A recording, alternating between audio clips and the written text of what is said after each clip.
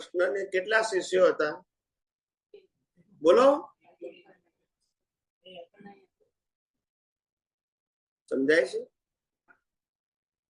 શિષ્ય જ ના હોય કોઈ દિવસ.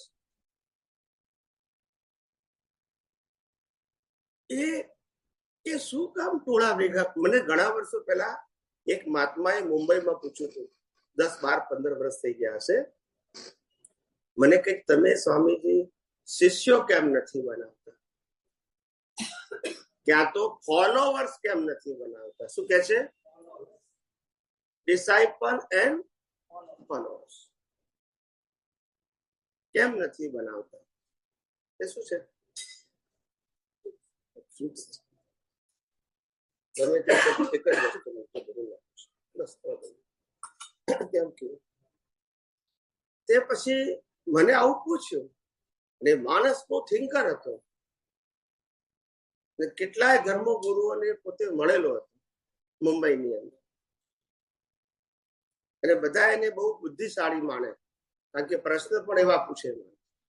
એને જાહેર સત્સંગમાં પ્રશ્ન પૂછ્યો મુંબઈમાં હોલમાં, કે તમે શિષ્ય કેમ બનાવતા નથી, તમારા ફોલોવર્સ કેમ નથી બનાવતા?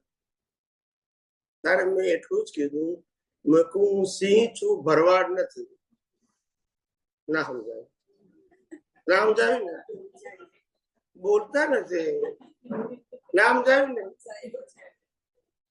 સિંહ ટોળાઈને ફરે, બોલો,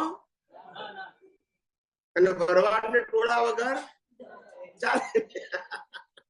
બેની સરખામણી થાય થાય? ખ્યાલ આવ્યો? એને બચારાને ટીહી ટીહી કહીને હાંકવાના હોય. અમારે હાંકવાના ના હોય કોઈ.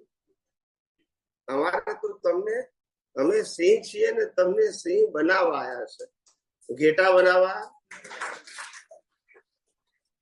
આખા જગતના ધર્મગુરુ બધાને ઘેટા બનાવે. શું બનાવે છે?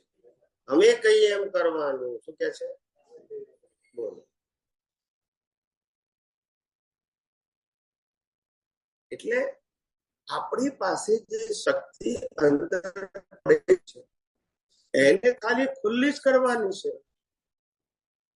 અને જે આ પ્રાકૃતિક શક્તિ છે અને આ પ્રકૃતિ છે, એ તો બધું કુદરતનું છે, વિનાશી છે, કાલે બળી જશે. એના આધારે કમ્પેરિઝન કરવી. જે કુદરતનું છે, જે કુદરત આપે છે, શરીર, સંજોગો, સત્તા, સંપત્તિ, સંબંધ, સાધન, બધું કુદરત આપે છે. જે આપે છે એમાં આપણું ક્યાં કઈ છે? એના આધારે નાનું મોટું કહેવાની જરૂર નથી. આપણું કાયમી સ્વરૂપ આત્મા છે. આત્મામાં કોઈ નાનો નથી અને સમાન છે. કોઈને અનુભવ હોય, કોઈને ના પણ હોય, પણ આત્મા તરીકે આપણે બધા કેવા છીએ? એક જ સરખા છે. કોઈ નાના મોટા કે કોઈની પાસે ઓછી વધતી શક્તિ.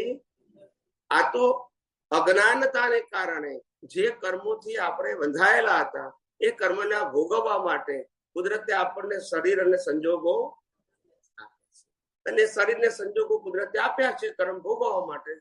કર્મ પતી જશે એટલે શરીર પણ લઈ લેશે અને સંજોગો લઈ લેશે. યસ કે નો? તો જે કુદરતનું છે તો લઈ લેશે. કોઈમાં વધારે હોય તો એ લઈ લેશે, ઓછું હોય અને નહીં હોય તો શરીર તો લઈ લેશે ને. વિચાર કરો. એટલે કુદરતનું છે એમાં આપણે હરીફાઈ કરવાની જરૂર. કોઈ કરોડપતિ હોય કે અબજોપતિ હોય, પણ છે બધું કોનું? માટે એમાં હરીફાઈ કરવાની જરૂર નથી. આપણે વાપર્યું ને એટલું આપણું. શું કીધું? ભોગવ્યું એટલું આપણું, ભેગું કર્યું એટલું બીજાનું. બોલતા નથી. અને ભેગું કર્યા પછી જેને મળશે ને એ ક્યારે કાગળ લખવાના? બોલતા લખે. મારા એક ભાઈ હતા અમદાવાદમાં, તો મેં કીધું તમે આખી જિંદગીમાં ક્યારે ફાધર ને પગે લાગ્યા નથી, અને આ ફોટાને હાર કેમ ચડાવો છો દર વર્ષે?